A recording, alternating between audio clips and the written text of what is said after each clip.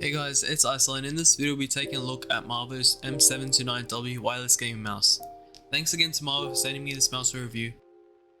So let's do a quick unboxing and then we'll go on to look at the quality and specs of this mouse.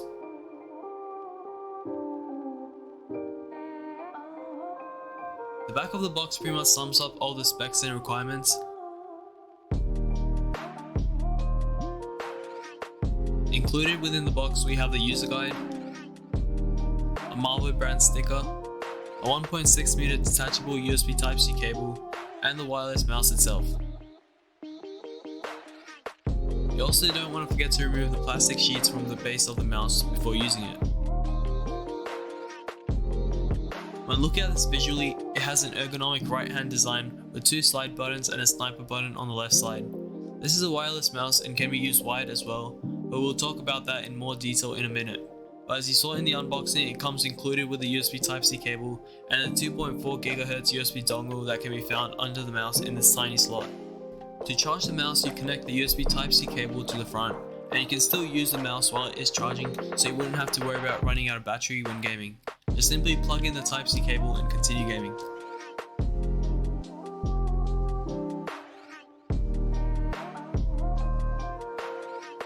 The majority of other wireless mouse also go with a micro USB cable, so I appreciate that they did implement a Type-C charging cable instead.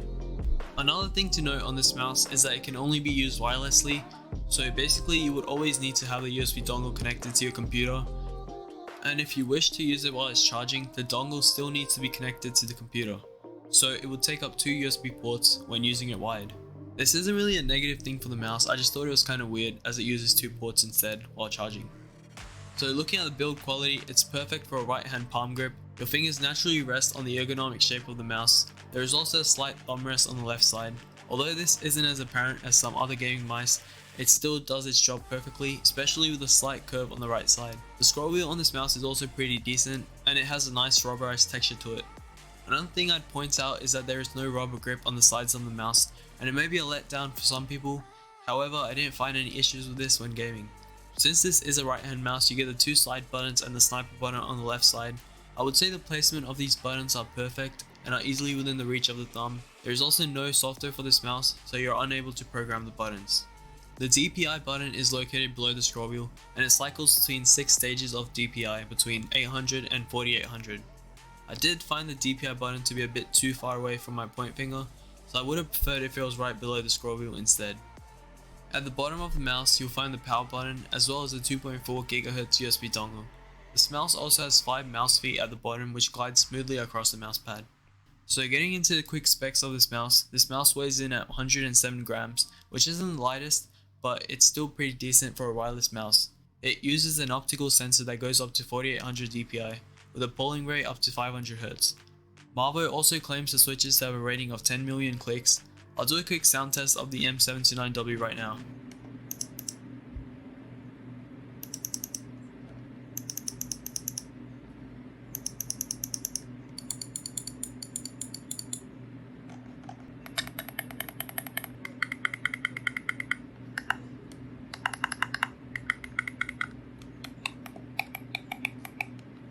Now let's quickly take a look at the RGB on this mouse. The parts that light up are the scroll wheel, the MARVO logo, and the two LED strips on the left and right. The colors and lighting mode on this mouse can't be changed or turned off, so you would only have this RGB wave effect at all times.